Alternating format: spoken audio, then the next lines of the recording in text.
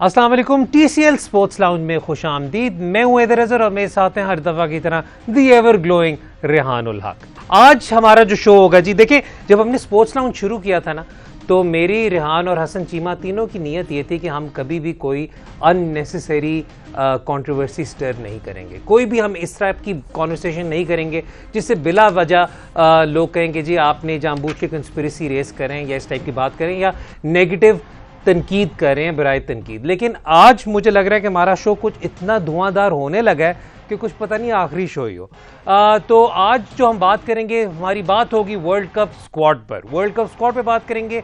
हमने देखा कि कुछ नाम नए टीम में आए हैं। जब हमने आज से तकरीबन पूरा महीना पहले जब चीफ सेलेक्टर साहब का इंटरव्यू किया था, उन्होंने क्या रीजन दी थी उन नामों को उस वक्त इंक्लूड ना करने की, और अब कैसे नाम इंक्लूड हो गए, क्या सूरत हाल चेंज हुई, क्या सिनारियो ऐसा चेंज हुआ कि अब ये प्लेयर्स अपनी जगह बना सके, आज इस पर कॉन्वर्सेशन करेंगे। उसके अलावा आपके फ़ोन कॉल्स होंगी, आपके ट्वीट्स होंगे। So we have a very very packed show for you, और आज ज़्यादातर कॉन्वर्सेशन आपके सवालात पर ही होगी। तो सबसे पहले तो अगर हम करें कि वर्ल्ड कप स्क्वाड अगर हमारे सामने स्क्रीन पर आ जाए तो हम उसे आराम से बैठकर देखकर उस पर कॉन्वर्सेशन कर सकते हैं। देखिए जी, ये स्क्वाड पाकिस्तान की इस वक्त आई है, जो आप देख सकते हैं अपने सामने स्क्वाड में। इसमें जो चेंजेस हैं, एक चेंज फ़खर जमान आ गए हैं फॉर खुशदिल शाह। उसके अलावा Haider Ali came in as a replacement for if I am not mistaken for Azam Khan.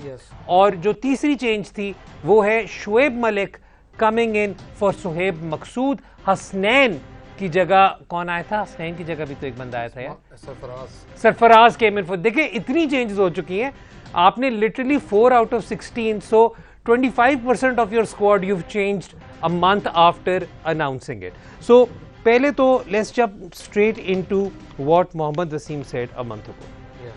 सबसे पहली जो अनाउंसमेंट हुई वो हुई कि एक मोहम्मद वसीम ने जो सबसे पहले बात की, जब उन्होंने फास्ट बॉलर्स इतने ज़्यादा सेलेक्ट किए थे, उन्होंने कहा था रेहान आपको तो पता ही है कि पाकिस्तान के यूएई में पेस रिक्वायर्ड होगी। हमने उस वक्त भी बात उनसे वैसे भी की हुई थी कि भाई फ्रेश सर्विसेज हैं, सारा कुछ है नई सिरे से यूएई में। उन्होंने जी पेस रिक्वायर्ड होगी। उसका पहला तो उन्होंने ये किया कि एक पेस बॉलर कम कर दिया। आई थिंक सबसे पहली चीज़ तो उस वक्त भी मैंने इस चीज़ से डिसएग्री किया था कि यूएई में पेस रिक्वायर्ड होती है। पेस यस 1 और 2 बॉलर्स आपके 140 प्लस हों तो इट्स ग्रेट, लेकिन अगर आप यूएई के अंदर कुछ पाकिस्तानी बॉलर्स का रिकॉर्ड देखें तो जो बॉलर्स की पेस 140 से नीचे 130-140 के दरमियान में और कटर्स अच्छे करवाते हैं, उनका बहुत अच्छा रिकॉर्ड है, specially bowlers who hit the pitch.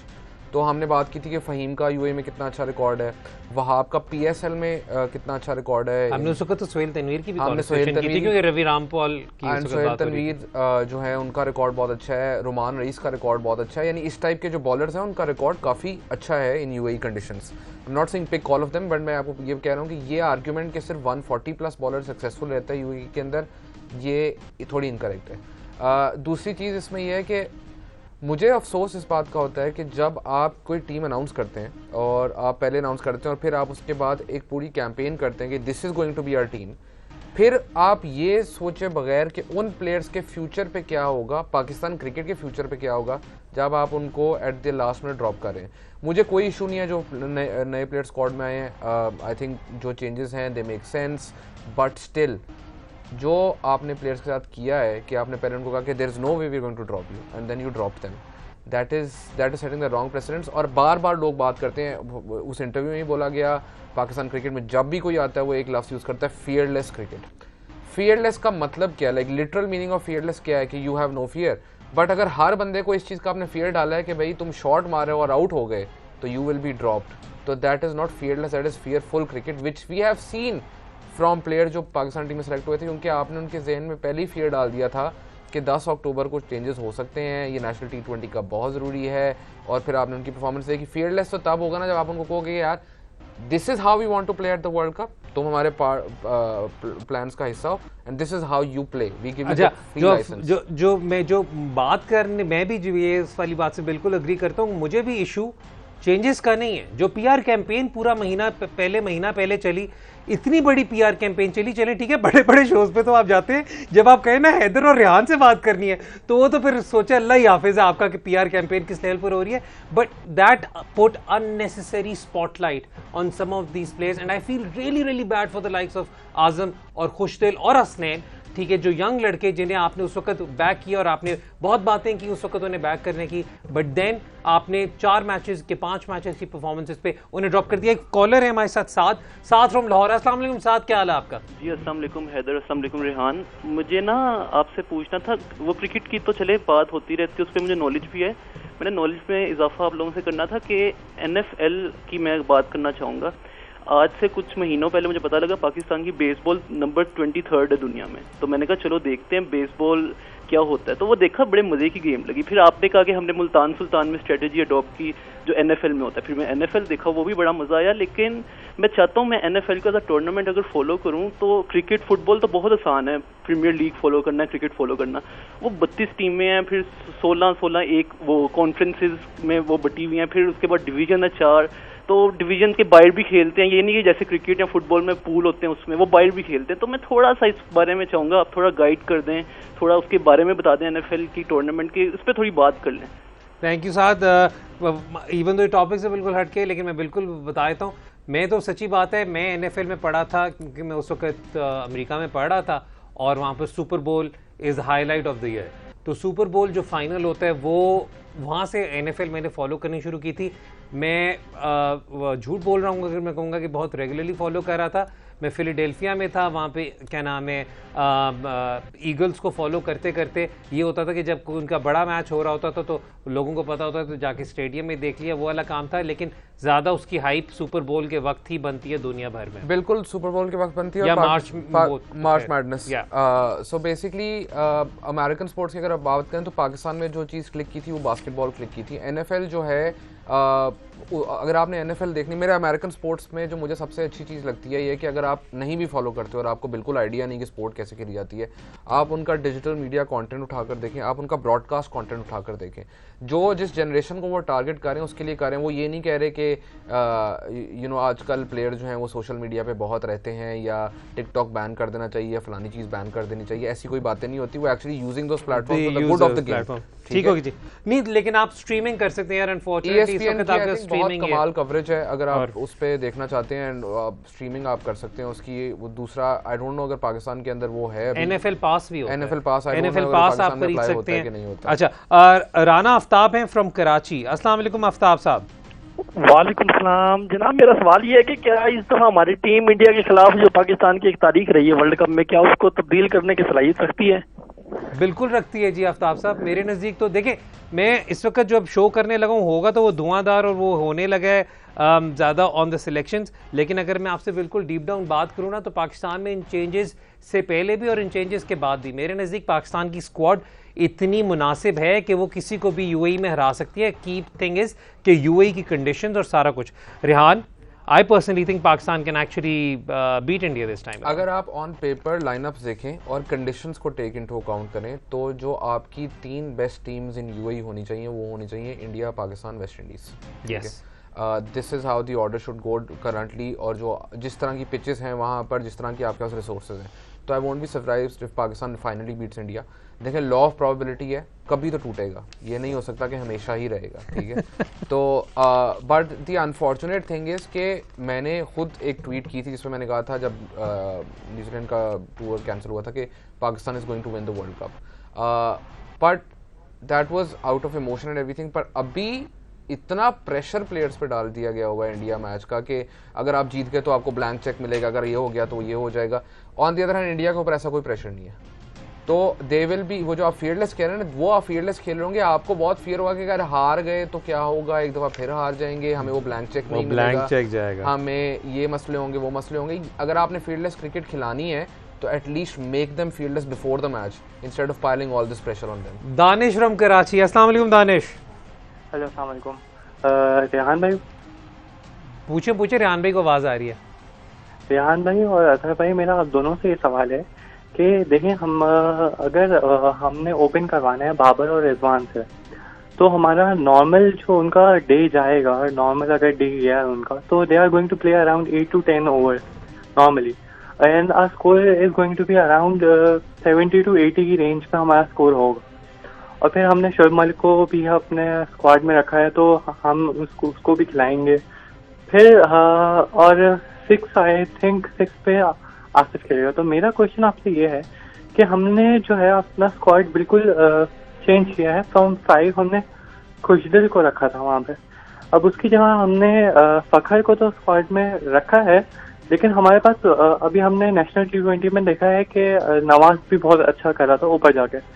तो अब हम थोड़ी सी हमें जो लास्ट के 10 ओवर्स में अराउंड चाहिए होंगे to be on the safe side. I think 170 plus is going to be the score in UAE. तो हमें 80 to 90 रन जब चाहिए होंगे, तो आपको क्या लगता है कि 5 नंबर हम किसको खिलाएंगे?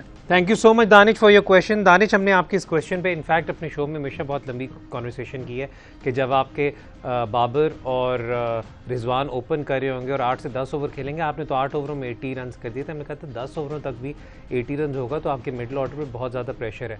बट आई थिंक क्वेश्चन उनका जो तरीके से अगर मैं उसे फ्रेजिंग करूँ वो ये करूँ कि जो वो कह रहे हैं कि क्या बैटिंग ऑर्डर होगा, क्योंकि मिडिल ऑर्डर को फिर देन हैज़ टू एक्सेलरेट।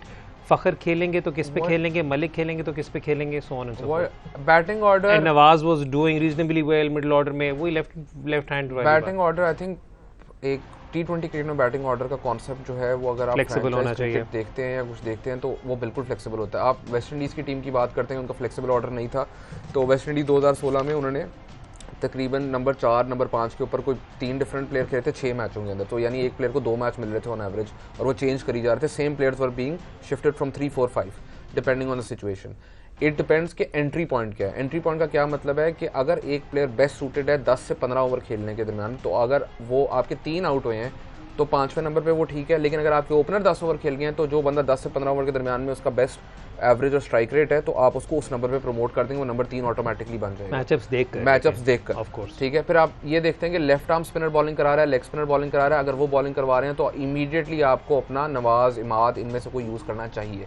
या आप अगर फ़खर को स्क्वाड में लेकर गए हैं तो उसको एज अ लेफ्ट हैंडर आप लेग स्पिन बैशर यूज़ कर सकते हैं, बिकॉज उसके लेग स्पिन के अगेंस्ट स्ट्राइक रेट बहुत अच्छा है फ़खर का। Now the other thing that you need to look at is, मैं डिटेल में जा रहा हूँ, लेकिन हर बंदे का अगर आप पहली 10 बॉलों का स्ट्राइक रेट निकालें तो वो कम होता है, ठीक है। बहुत रेयरली होता है कि पहली 10 बॉलों का स्ट्राइक रेट ज़्यादा है और 10 बॉलों के बाद किसी का स्ट्राइक रेट जो है वो बेहतर हो जाता है, कम हो जाता है। अब इस केस के अंदर अगर बाबर और रिजवान बैटिंग कर रहे हैं और जो नया बैट्समैन आता है उसको वो 10 बॉलें देनी चाहिए, और बाबर और रिजवान का काम है कि उस टाइम वो एक्सेलरेट करें, हाँ, ताकि अननेसेसरी मिडिल ऑर्डर पर आपके प्रेशर ना आने के अलावा भी आपने नंबर ऑफ बॉल्स 120 बॉल्स को मैक्सिमम यूटिलाइज करना है। तो वो एक जो ज्यादा खेला हुआ है, जो ज्यादा सेटल्ड है, तो he is in a better position. It's why the team always comes first. Team की नीड ये है कि जो सेट बैट्समैन है वो अटैक करे। ठीक है, वक्त हो रहा है ब्रेक का। आपकी बहुत ज्यादा कॉल्स आ रही हैं, लेकिन हमने भी अपनी दिल की भड़ास निकाली है। ब्रेक से जब वापस आएंगे हम भी अपने दिल की भड़ास निकालेंगे। देखते रहे Sports lounge on Jio super.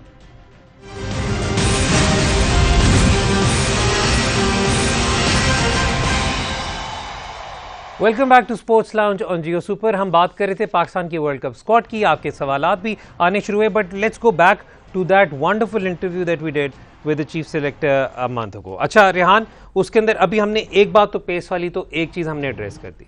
दूसरी जो बात थी वो ये थी कि जब उनसे सवाल पूछा गया था कि क्योंकि आज़म पर उस वक्त तनकीद बन रही थी, and I feel bad about Azam कि आपने उस बच्चे को अननेसेसरीली इस तरह स्पॉटलाइट में डाल दिया।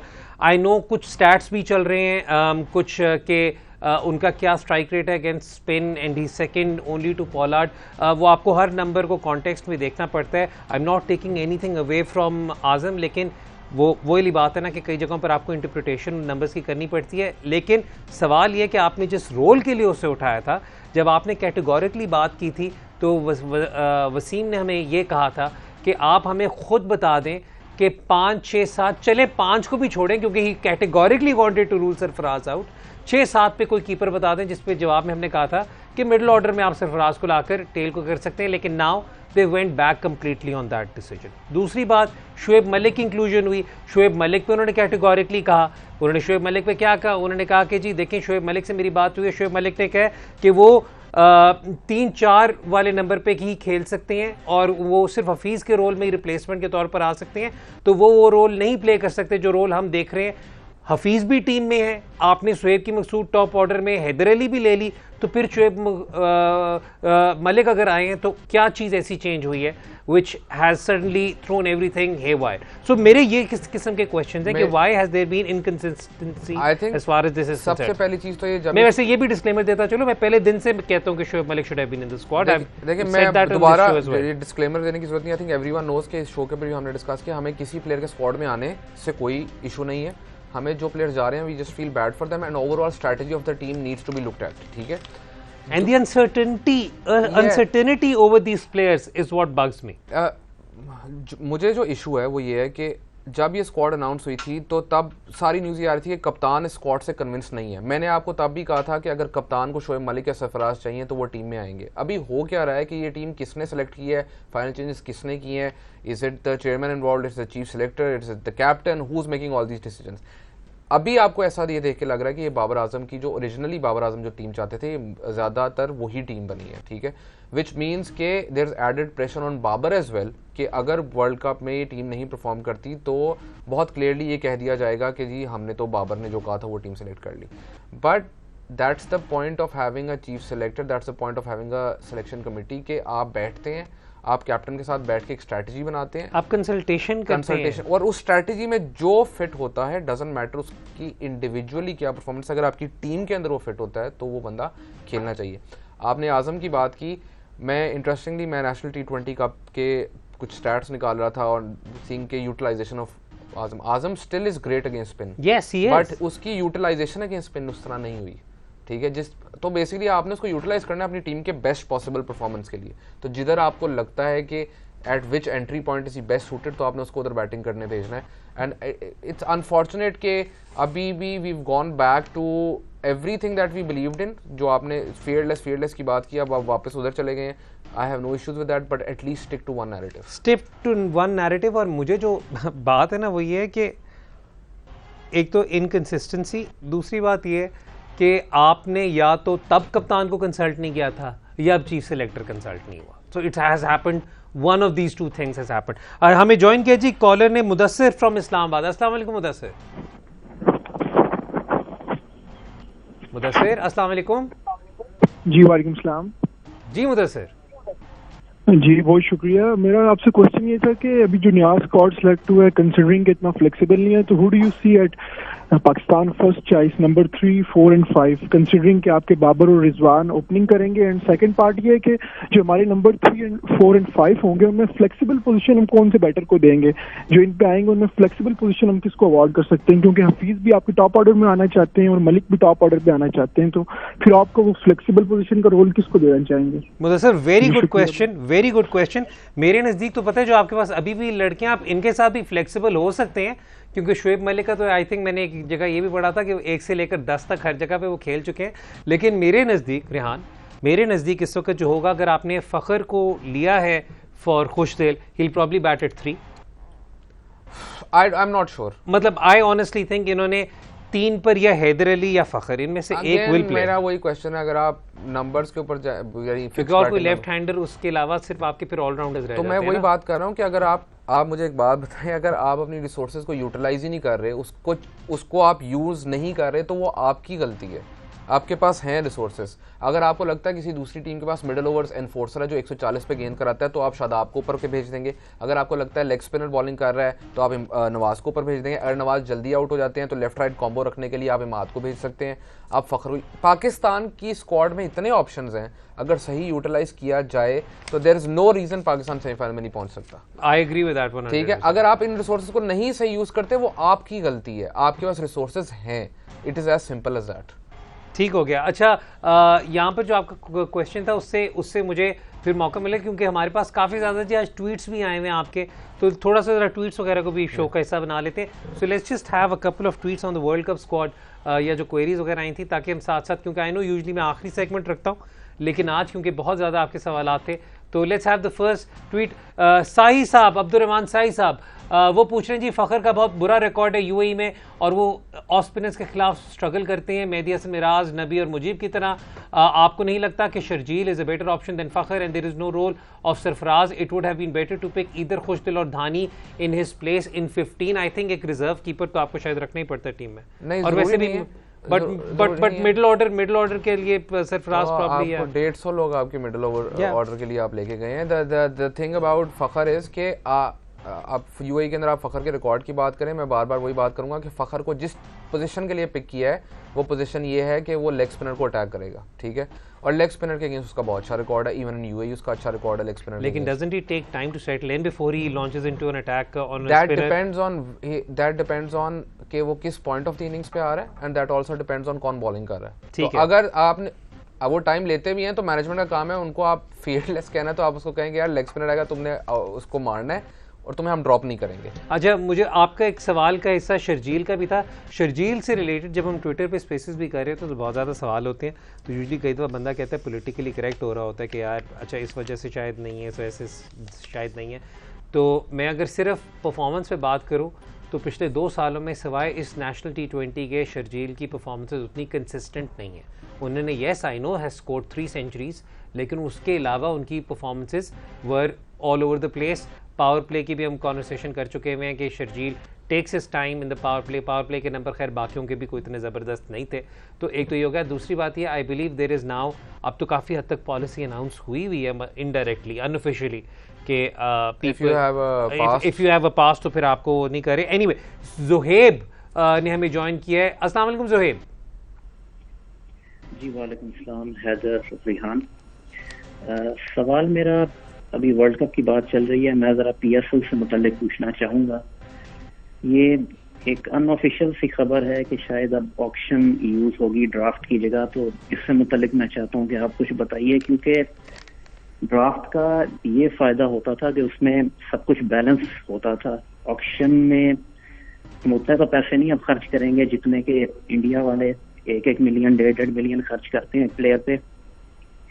ड्राफ्ट में एटलीस्ट ये होता था कि बैलेंस्ड होता था, हर टीम एक जितना ही खर्च करती थी, क्योंकि हर टीम की कैपेसिटी नहीं है ज़्यादा पैसे लगाने पे। कोई शायद ज़्यादा लगाएं, कोई शायद कम लगाएं, फिर कंपटीशन लेवल पे भी फ़र्क पड़ सकता है। तो मैं इस बारे में चाह रहा था आप लोग कुछ बताएं कि क्या ड्राफ्ट ही ठीक है या ऑक्शन होना चाहिए। Thank you Zuhaib. दोनों सिस्टम्स के अपने बेनिफिट्स होते हैं। पहले तो ज़रा समझने की ज़रूरत है कि जब हम ऑक्शन कहते हैं तो वो ब्लाइंड ऑक्शन नहीं होते या अनलिमिटेड ऑक्शन नहीं होती।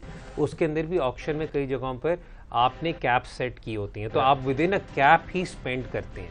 तो एक तो पहली बात यह है कि अगर तो ऑक्शन सिस्टम की तरफ मूव भी करते हैं तो पहले तो सारी फ्रेंचाइजेस को बैठ कर ये तय करना होगा कि जो लिमिट होगी ओवरऑल पर्स की, जो आपने पैसे खर्चने हैं वो क्या होंगी, पहली बात। दूसरी बात तो ये कि अभी तक आई नो कि इस पे कॉन्वर्सेशन हुई है, मैं उस मीटिंग में भी था जिसमें कॉन्वर्सेशन हुई थी, लेकिन these are just initial ideas on how we can revamp the PSL and make it more attractive, क्योंकि इट्स ऑलरेडी अल्हम्दुलिल्लाह the second biggest league. How we can make it even more attractive.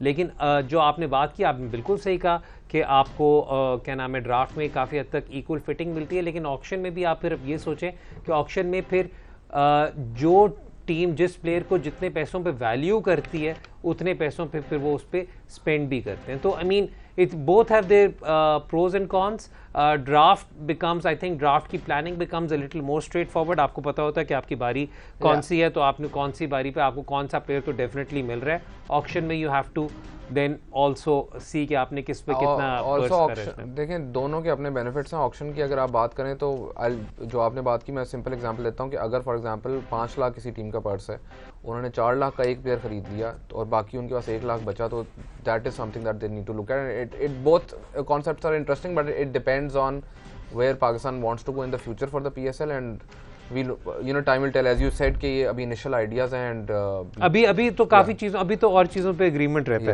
है। Suhaib from Karachi, अस्सलाम वालेकुम सुहेब। अस्सलाम हैदर भाई, रेहान भाई कैसे हैं? अल्हम्दुलिल्लाह जी। सुहेब सर, आई थिंक सवाल तो इतने हो गए हैं कि ये क्यों नहीं है, वो क्यों नहीं है, ये क्यों सिलेक्ट हुआ, वो क्यों सिलेक्ट हुआ, और आप लोग भी आई थिंक जवाब दे के थक गए हैं। तो मेरा प्रॉब्ली पॉइंट तो ये है कि हमने सरफराज भाई की कैप्टनसी में देखा कि अपने आप को नीचे खिलाते थे और हफीज और मलिक जो है वो दोनों ऊपर खेलते थे। अब बाबर भाई कैप्टनसी में क्या आपको लगता है कि हफीज मलिक भाई है या और कोई सीनियर है, अगर सिचुएशन डिमांड करती है तो बाबर आजम ऐसा कैप्टन है कि वो नवाज या इमाद या शादाब को जो है वो प्रमोट करेंगे, जैसे हमने नवाज को अभी नॉर्दर्न में देखा कि उसने ऊपर आके जो है वो अच्छी बैटिंग की। अगर लेग स्पिन या लेफ्ट आर्म स्पिन लगी होती है तो हम ऐसा नवाज की प्रमोशन देख सकते हैं। और दूसरी चीज, क्या हम शादाब, इमाद, नवाज तीनों को एक साथ टीम में देख सकते हैं कि 6, 7, 8 खिला दें हम, कहीं हफीज मलिक को रेस्ट करा दें, ऐसी कोई पॉसिबिलिटी नजर आती है? स्विप, thank you for your question. जो आपने पहली बात की ना, आई थिंक एक तो पहली बात ये कि रेहान, हफीज मलिक आई थिंक सिर्फ एक ही खेलेगा मोस्ट प्रॉब्ली इन द 11। अब मुझे बता आप क्यों हंस रहे हैं, क्योंकि मैंने कहा था दोनों इकट्ठे खेल सकते हैं। मैं इसलिए भी हंस रहा हूं कि जो कन्वर्सेशन स्टार्ट हुई थी, जब हमने मैचअप की बात की थी, तो हफीज और मलिक का चीफ सेक्रेटरी साहब ने कहा था कि दोनों का आपस में मैच है, उनका आपस में मैच है, तो मतलब वो तो खैर छोड़ दें, आप दोनों स्क्वाड में, ठीक है। तो you never know with Pakistan, and also it depends on what Babar feels comfortable with, ठीक है। लेकिन मैं इतनी बात जरूर कहूँगा कि बाबर के इर्द गिर्द जो थिंक टैंक है ना, क्योंकि देखिए हर टीम में कोई थिंक टैंक होता है, आप कुछ सीनियर प्लेयर्स को से मशवरे करते हैं, सारा कुछ करते हैं। हमने देखा है कि वो जो थिंक टैंक है ना, उन दोनों थिंक टैंक्स ने अभी रिसेंटली अपनी डोमेस्टिक में दूसरी टीम्स के प्लान्स को डिसरप्ट करने के लिए वो क्या नाम है, लो वैल्यू विकेट वाला कॉन्सेप्ट इस्तेमाल करते हुए प्रमोट किया है लोगों को। तो I won't be surprised and I think इस वक्त Babar will be inclined in using this, क्योंकि अब वो ही बात है नहीं, मुझे एक चीज़ की समझ नहीं आती पाकिस्तान क्रिकेट से, मुझे जो इख्तिलाफ है कि हम लोग जो पाकिस्तान क्रिकेट की सक्सेस है वो भूल जाते हैं कि वो क्यों सक्सेस हुई, and we make up these odd narratives कि तब ये हुआ, एंड यू नो हम लोग शेर की तरह खेले, हमने ये किया, हमने वो किया। पाकिस्तान ने 92 का वर्ल्ड कप के जो 2 इंपॉर्टेंट मैचेस हैं वो Pakistan change their batting order, ठीक है, against New Zealand and then against England, depending on what the situation was, Pakistan change their batting order and that helped them chase one of the biggest totals at the time, 260 odd chase kiya tha against New Zealand, and then in the final they after losing 2 early wickets, and then Javed Mirdha and Imran Khan had that partnership. Imran Khan was playing higher up the order. 2009 के World T20 में Shahid Afridi was batting at number 3 in the later matches, वो आपने batting order change किया। जब भी पाकिस्तान ने कोई successful चीज़ की है तो कोई ऑड चीज़ करके जीते हैं, कोई ऑड चीज़। और अब जब 99 के वर्ल्ड कप में आपका फाइनल का रन था, Razzaq was at 3 and Razak was not even playing as a pinch hitter, he was playing कि वो बॉल पुरानी कर देंगे और फिर जो आपके इंजमाम वगैरह आएंगे उनके लिए थोड़ी बैटिंग करना आसान होगी। अगर आपको ऑस्ट्रेलिया वाला ग्रुप स्टेज वाला मैच हुआ, that is exactly how it happened, and Pakistan is always in these tournaments, जब भी पाकिस्तान ने out of the box thinking की है पाकिस्तान को फायदा हुआ है। अब जब आप ये पुरानी चीज़ें देख सकते हैं, अब आप क्यों ट्रेडिशनल मेथड्स पे जा रहे हैं? बाकी सारी दुनिया वो कर रही है जो पाकिस्तान करता था, और अब Pakistan is talking about you know fixed positions, and हर बंदे को हर पोजीशन पे बैटिंग करना आनी चाहिए, अगर कोई भी सिचुएशन हो ये होना चाहिए। आपको रोल्स डिफाइन करके जो बाकी दुनिया कर रही है आपको उस तरह चलना चाहिए। वक्त हो रहा है ब्रेक का। ब्रेक के बाद जब वापस आएंगे तो नेशनल T20 में भी जी थोड़ी सी कंट्रोवर्सी हुई है रिसेंटली। आई थिंक इस तरह लोगों में पब्लिक नहीं हुई, but I want to discuss this, so we will talk about it. देखते हैं स्पोर्ट्स लाउंज ऑन जी।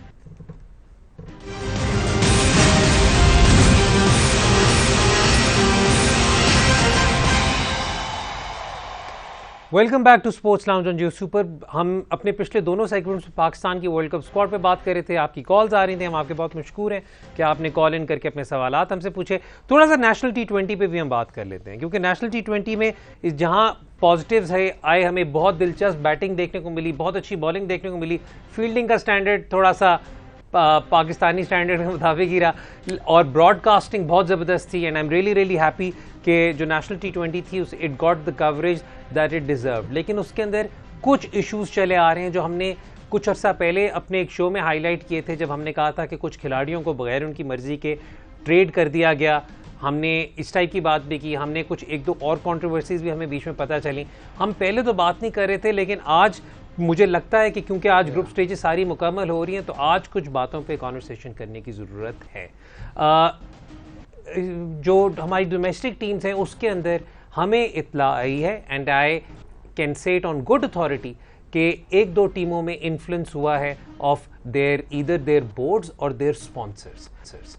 अब उसके अंदर सिचुएशन में आपको थोड़ी सी एक छोटी सी एक ये भी बता देता हूँ कि अभी 2-3 दिन पहले एक मैच हुआ, और मैच से पहले जो टीम का ग्रुप वार्म अप होता है, सारा कुछ होता है, उसमें एक स्क्वाड अनाउंस हुई। उस स्क्वाड अनाउंस हुई, लेकिन टॉस से 5 मिनट पहले एक खिलाड़ी को ड्रॉप कर दिया गया और उसे उसके कोच और उसके कप्तान ने यह बताया कि जी आप इसलिए ड्रॉप हुए हैं क्योंकि हमें फ़ोन आया है कि आपको हमने इस मैच में रेस्ट कराना है। दिस इज़ समथिंग जो विच इज़ अलार्मिंग सिर्फ इस वजह से, और कहा यह गया कि जी आपके बोर्ड की रिक्वेस्ट है, व्हेन आई से board I mean the regional board की रिक्वेस्ट पर यह फैसला हुआ है। सवाल यहाँ पे ये आता है कि जो आपने, बेशक बहुत अच्छी बात है कि आपने स्पॉन्सर्स रेज किए हैं, आपने नए बोर्ड सेटअप किए हैं, लेकिन ये at the end of the day Pakistan cricket board की क्रिकेट है। This is for the Pak development of Pakistan cricket. इसमें कितनी इन्वॉल्वमेंट होनी चाहिए, कितनी मुदाखलत होनी चाहिए, I think it is very very important for the PCB to make it clear to everyone कि जो ये रीजन्स हैं उनकी क्रिकेट में इन्वॉल्वमेंट है या नहीं है। क्योंकि जहाँ तक हमें पता है इन कोचेस की अपॉइंटमेंट PCB कर रहा है, इन स्क्वाड्स में PCB कई दफ़ा कहता है कि यार ठीक है हम इस प्लेयर को इस फलानी पोजीशन के लिए देख रहे हैं तो आप इसे यहाँ पे चांसेस दें। तो how come this sort of interference is taking place? यही बात हमें ट्रेडिंग के वक्त भी पता चली थी कि कुछ खिलाड़ी इसलिए ट्रेड हुए थे क्योंकि उनके जो रीजनल बोर्ड थे या जो उनके जो उधर के स्पॉन्सर्स थे उन्होंने कहा था कि जी we want this player to be traded out. So this is something which and I never thought that I would actually be talking about this, but this is something that is very very serious. देखिए, अगर आपने 6 teams का system बनाया है, ठीक है, आप कहते हैं कि हम ऑस्ट्रेलिया का मॉडल कॉपी करते हैं, सही है। दूसरी साइड पे आप कहते हैं कि सिर्फ हमने अपनी रीजन्स के प्लेयर्स लेके आने हैं, ठीक है। ऑस्ट्रेलिया में इस तरह ट्रांसफर्स नहीं होते, सही है, जिस तरह पाकिस्तान में इस वक्त हुए हैं। अगर आपने उनका सिस्टम फॉलो करना है, एटलीस्ट कॉपी ठीक कर लें, पहली चीज़। दूसरी चीज़ ये कि I am all for autonomy for whoever invest in the team, ठीक है, लेकिन वो तब होती जब आपकी 12, 13, 14 रीजन्स होती और सबको ये इंसेंटिव मिलता कि 2 टीयर्स हैं, नीचे वाले टीयर से टीम प्रमोट होकर ऊपर आएगी, आपको पैसे ज़्यादा मिलेंगे, तो you will automatically invest more in the players, more in at the grass roots. पर अभी वो इंसेंटिव ही नहीं है, तो अभी ऊपर से आप कर रहे हैं एक चीज़ जिसका नुकसान इवेंचुअली आपके प्लेयर्स को होगा। आपने बात की कि प्लेयर इस तरह करके ड्रॉप हो रहे हैं, इस लेवल पर इस वक्त नेशनल T20 कप हो रहा है। I did not want to discuss this on air, but I think it should be discussed. Players के पास किट्स नहीं है, जो प्लेयर्स ट्रांसफ़र होके एक टीम से दूसरे क्लब वो गई हैं, उनके वो गए हैं, और जो नए प्लेयर्स आए हैं उनकी किट्स रेडी नहीं थी। ये बहुत बेसिक चीज़ है, ठीक है। उसके अलावा जो बाकी चीज़ें इधर हो रही हैं कि you know at someone's whim, and I am not saying sponsor या PCB, इवन कोचेस, आप कह रहे हैं कि जी this guy is not good enough, या ये बंदा फिट नहीं है, या ये इस बंदे में ये मसला है, इस बंदे में वो मसला है, without actual facts, and just because आप जो है वो you want to assert your authority, this is happening. And इससे यही नुकसान होगा कि ओवरऑल पाकिस्तान क्रिकेट को बहुत नुकसान। आप ये देखें कि कितने डोमेस्टिक परफॉर्मेंस पिछले 3-4 साल के थे जो इस वक्त नहीं खेल रहे, और उनका वेयर आर दे नाउ। अगर किसी को इंजरी हो जाए तो उसका तो सारा करियर खत्म है, और फिर आप अपना टैलेंट पूल बिल्कुल ड्राई अप कर देंगे। What's happening right now in domestic cricket is very very alarming. It is very very alarming, and I would want that for the sake of the betterment of domestic cricket, PCB probably will have to look into all of this, because ये वाली जो बात आई है, and मैं देखें बगैर मैंने एक शो में पहले मैंने रेहान से पूछा था, रेहान आपके पास, आप ये अथॉरिटी से कह सकते हैं कि ये रिपोर्ट हुई थी, रेहान ने कहा था हाँ मैं भी आपको ये अथॉरिटी से बता रहा हूँ कि मेरे पास I have it on good authority that the player was dropped 5 minutes before the toss despite his name being announced earlier। मैं खाली एक प्लेयर की बात नहीं कर रहा, और रीजन्स में भी इश्यूज चल रहे हैं। एक और रीजन में अपेरेंटली क्या नाम है, टीम का बैटिंग ऑर्डर और टीम का सारा कुछ चेंज हुआ at the whim of the boards, board members will. चलें जी, अब अगले सवाल, अगले कॉलर की तरफ चलते हैं। अहमद ने हमें ज्वाइन किया फ्रॉम लाहौर। अस्सलाम वालेकुम अहमद। वालेकुम अस्सलाम सर, क्या हाल चाल है? ठीक ठाक है? अल्हम्दुलिल्लाह बिल्कुल ठीक, आप सुनाइए जी। सर बिल्कुल ठीक ठाक। सर मेरे 2 क्वेश्चन थे, अगर टाइम हो तो दूसरा करूंगा, नहीं तो एक क्वेश्चन ही मेरा। सर ये क्वेश्चन ये था कि इमाद वसीम और शादाब खान क्या पाकिस्तान को कोई तोहफे में मिले थे, कुछ जहेज में मिले थे? सर कोई परफॉर्मेंस नहीं है, उनको सिलेक्ट किए जा रहे हैं, क्या वजह? जबकि हम अगर डोमेस्टिक में देखते हैं सर, उस्मान कातिब की क्या गलती होगी, वाहिद महमूद से क्या गलती होगी? सर स्पिनर का काम होता है डेविएट करना मिडल ओवर, सर ना शादाब को विकेट ले रहा है ना इमाद ले रहा है। तो सर यूएई की कंडीशन में आप क्या समझते हैं, क्या वाहिद और कादिर के साथ, उस्मान कादिर के साथ जाती है? और दूसरा सर मेरा क्वेश्चन ये है सर मुझे सुन रहे हैं आप? हाँ जी मैं सुन रहा हूँ, आपका सुन रहा हूँ। दूसरा सवाल पूछें। सर दूसरा मेरा क्वेश्चन ये है कि अभी ये बात चल रही है, रमीज राजा साहब कह रहे हैं कि फॉरेन कोचेस लेके आएंगे ये वो। सर मुझे अपने देसी कोचेस से ये गिला रहता है अक्सर, तो सर ये लड़कों को सिलेक्ट करते हैं और प्रॉपर चांस ही नहीं मिलता। सर रात का मैच आप देखिए, वो लड़का बलोचिस्तान से खेला, अब्दुल्ला शरीफ, सर उसको साल से बिठाया हुआ है। सर कम अज कम प्लेयर्स को चांस तो दे। सर फखर जमान है, साल से वो मैच खेल रहा है, कोई परफॉर्मेंस नहीं, एक मैच में उसने 194 किया। सर आपका जो ख्याल है चांसेस मिलने चाहिए यंगस्टर्स को या नहीं मिलने चाहिए? सर ये मेरे दो क्वेश्चन है, थैंक यू अहमद। आपके सवाल का जो आपने पहला सवाल पूछा, क्या इमाद और शादाब पाकिस्तान को जहेज में मिले हैं, इनकी क्या परफॉर्मेंसेज हैं, आई थिंक थोड़े से आप जाती कर रहे हैं अहमद, थोड़ी सी आप जाती कर रहे हैं। इमाद एक मौके पर दुनिया का नंबर 1 T20 बॉलर और दुनिया का नंबर 1 T20 ऑलराउंडर रह चुका है। पावर प्ले उसके नंबर्स मतलब पूरी दुनिया में वो पिक हो रहा है। सो एक तो ये आई अंडरस्टैंड आप क्या बात कर रहे हैं कि जायद और उस्मान कादिर को चांस क्यों नहीं मिला। शादाब की भी ये चक्कर है कि शादाब की इंजरी से पहले he was more effective with the ball, injury के बाद he is more effective with the bat, plus is the allrounder, plus is the vice captain and the fielder.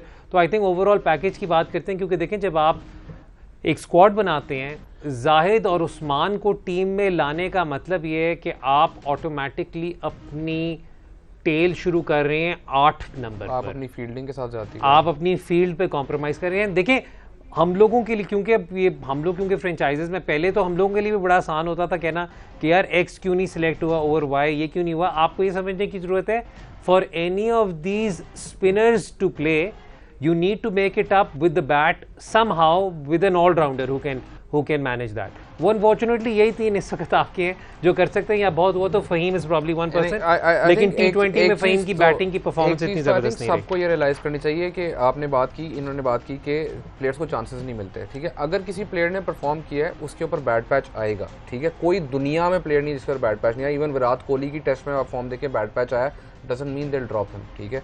I am not comparing Imad to Kohli, but what I am saying is कि इमाद की अगर आप UAE के अंदर performances देखें और इमाद ने जिस तरह परफॉर्म किया पाकिस्तान के लिए in the T20 format specially, तो उनकी जगह बनती है इसमें। And the other thing is कि इमाद, आप बात करते हैं वनडे में उसकी 37.9 की बॉलिंग एवरेज है, विकेट्स नहीं लेता, मिडल ओवर्स कंट्रोल नहीं करता, लेकिन हम वनडे नहीं, हम T20 खेल रहे हैं, ठीक है।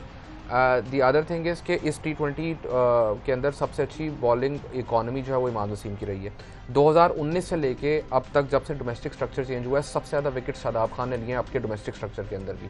जब से उसका डेब्यू हुआ है, no one in international cricket has more T20 wickets than Shadab Khan. And ये इस पीरियड के अंदर जाहिद महमूद भी खेले हैं, उस्मान कादिर भी खेले हैं डोमेस्टिक के अंदर, आपके बाकी स्पिनर्स भी खेले हैं। तो आपका अगर आप एक टूर्नामेंट का सैम्पल साइज लेंगे दैट्स नॉट गुड इनफ। अगर आप ओवरऑल पिछले 3 साल में नेशनल T20 कप्स की परफॉर्मेंसेस सारों की उठाकर देखें तो आपके Nawaz, Imad and Shadab, all 3 of them on 3 years performances, not 3 matches. वो जो उन्होंने बात की कि चांस देना चाहिए, तो जब किसी का बुरा पैच आता है तब भी चांस देना चाहिए। तो and it's not like any of them is ending near the end of their careers, they are all still pretty young. ठीक हो गया। अच्छा एक क्या नाम है, आपने जो दूसरा सवाल पूछा था ये कहा था कि जी रमीज़ राजा साहब ने कहा डोमेस्टिक फॉरेन कोचेस लाएंगे। आपका गिला ये था कि जो हमारे लोकल कोचेस हैं वो लड़कों को चांस नहीं देते। अब्दुल्ला शफीक की आपने एग्जांपल दी, आई थिंक अब्दुल्ला शफीक हो गए या 1-2 खिलाड़ी हो गए, वो तो वर अनलकी, क्योंकि जिस किस्म की सिलेक्शन हुई थी उसमें वो देवर प्लेइंग इन अ टीम जहाँ पर वो ऊपर आके खेल ही नहीं सकते थे। तो अगर यही काम पहले अच्छे तरीके से डिस्ट्रीब्यूशन हुई होती है अक्रॉस द 6 टीम्स, तो ये वाली बात हम करते ना। अब्दुल्ला के साथ ज़्यादा बड़ी ज्यादती ये हुई है कि वो जो पिछले 1.5-2 साल पाकिस्तान टीम के साथ ट्रैवल करे, जिसकी वजह से वो डोमेस्टिक नहीं खेला। He hadn't played a single competitive match in 9 months. In 9 months। तो ये ज़्यादा परेशान कुन बातें जो आपने फॉरेन कोचेस की बात की।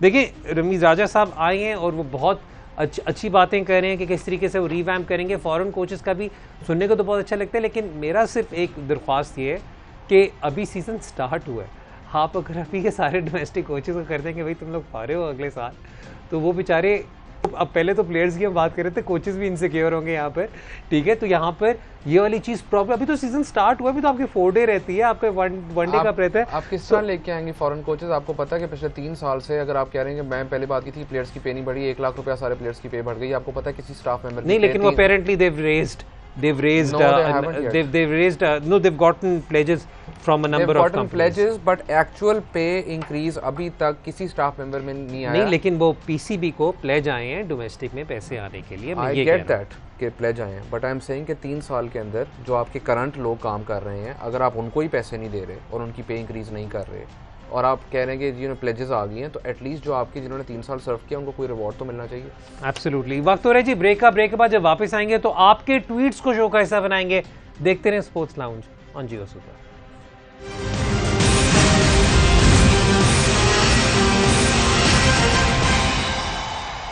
Welcome back to sports lounge on Jio super. आज हमारा बहुत ही क्रिकेट हैवी शो रहा और आपकी कॉल्स हैं, आपके सवालात हैं.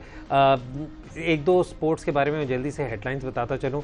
फार्मूला 1 में Valtteri Bottas was able to win the Turkish grand prix, जिसके नतीजे और Max Verstappen also reach the podium, जिसके बाद अब Max Verstappen has overtaken Lewis Hamilton in the overall drivers list. उसके अलावा टाइसन फ्यूरी ने वाइल्डर को हरा दिया and this was a very big boxing game जिसकी बहुत ज़्यादा हाइप चल रही थी. This was called the trilogy,